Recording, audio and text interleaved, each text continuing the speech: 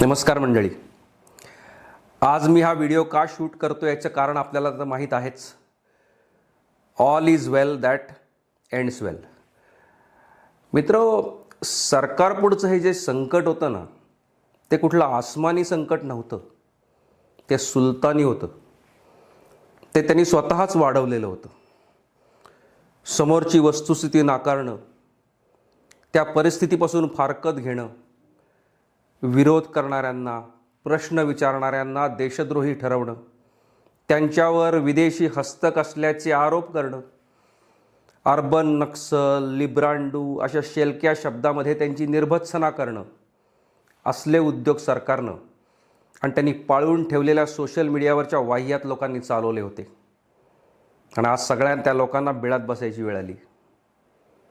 देशाची लोकशाही ही जणू आपली मांडलीक झाली आहे अशा थाटामध्ये सरकार वागत होतं आणि त्याला लगाम घालणं आवश्यक होतं. तो लगाम या जेनझी तरुणांनी यशस्वीरित्या घातला आणि त्याबद्दल सोनम वांगचुक आणि त्यांच्यासोबत असणाऱ्या सर्व तरुणांचं मी मनःपूर्वक अभिनंदन करतो. अभिजित दीपके आणि त्यांच्या कॉकरोच चळवळीचं अभिनंदन करतो. हे यश त्या सगळ्यांचं आहे आणि केवळ त्यांचं आहे. कारण कसं आहे ना, success has too many fathers.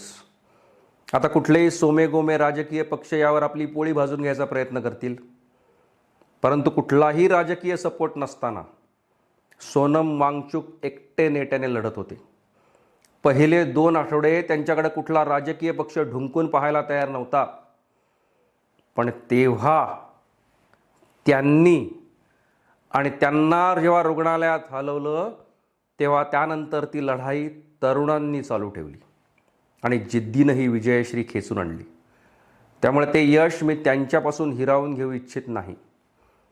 मला आजच्या या व्हिडिओच्या निमित्तानं सरकारला काही गोष्टी सुचवायच्या आहेत, जेनझी तरुणांना काही गोष्टी सांगायच्या आहेत आणि अर्थात आपल्यासारख्या समाजातील जागरूक नागरिकांसाठीही काही गोष्टी सुचवायच्या आहेत.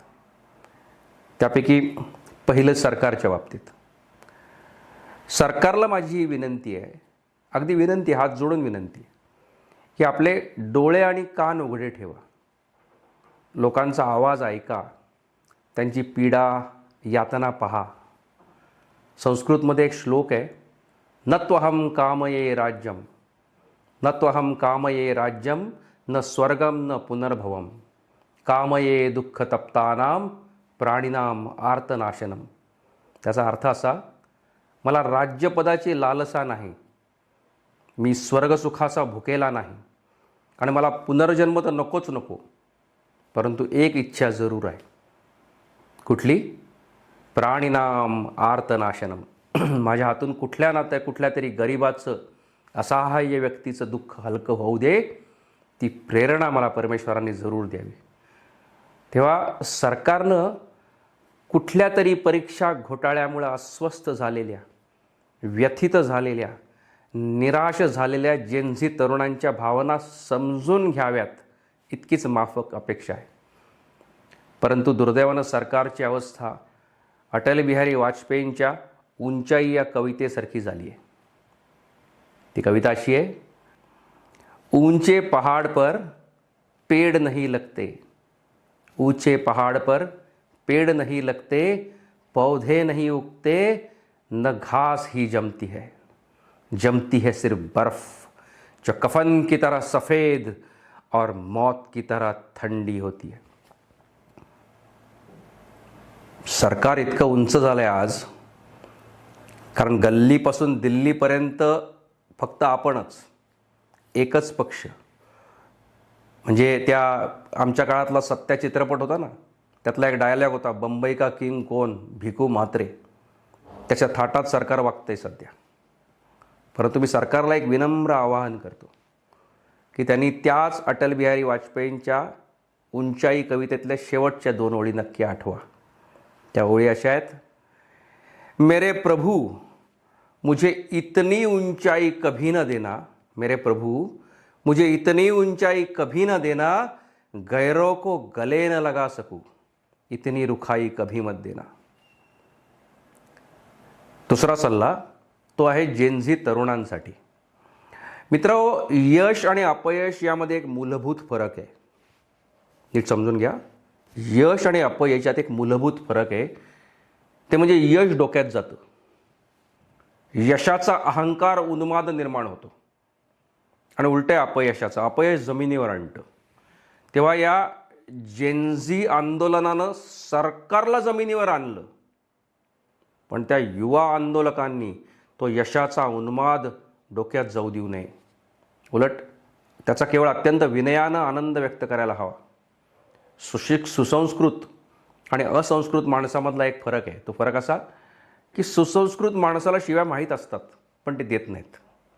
तेव्हा कुणाला शिवीगाळ करणे, कमरेखालचे विनोद करणं हे आपलं काम नाही. मी आपल्याला इतकंच सांगू इच्छितो की आपण खूप चांगलं काम करताय. आपण माझ्या वयातल्या माणसांनाही दिशा द्यायचं काम करताय. आपल्याला भविष्यातला उज्ज्वल समाज घडवायचा आहे. तेव्हा मी विनंती करतो की आपण हा विजय विनम्रपणे स्वीकारूया आणि पुढच्या रचनात्मक कार्यामध्ये स्वतःला गुंतवून घेऊया. आणि हो, तिसरा आणि अखेरचा सल्ला तो तुमच्या आणि आमच्यासारख्या सामान्य मतदारांसाठी. मित्रांनो, लोकशाहीमध्ये जागरूक नागरिकांनी नाटकाच्या प्रेक्षकांसारखं असलं पाहिजे. नाटक चाललं ना की प्रेक्षक टाळ्या वाजवतात, आणि नाटक पडलं की ते पॉपकॉर्नच्या पिशव्या फोडतात. आता यात दोष प्रेक्षकांचा नसतो, तो असतो लेखकाचा, डायरेक्टरचा, डायलॉग बोलणाऱ्या कलाकाराचा. सरकारचा असाच एक नीट परीक्षेचा डायलॉग चुकला आणि जेनझी तरुणांनी पॉपकॉर्नच्या पिशव्या फोडल्या. हेच स्पिरिट कायम राहायला हवं. आपण कुठल्याही कलाकाराचे मिंधे नाही, तसे कुणाचे शत्रूही नाही. तेव्हा भविष्यात कुणी डायलॉग सुधारला तर टाळ्याही वाजू, आणि नाही सुधारला तर अशीच वाजू. ही भूमिका आणि हा सकारात्मक दृष्टिकोन कायम ठेवा. भारतीय लोकशाही आजच्या या जेनझी तरुणांची ऋणी आहे, इतकंच मी आत्ता नमूद करू इच्छितो. धन्यवाद.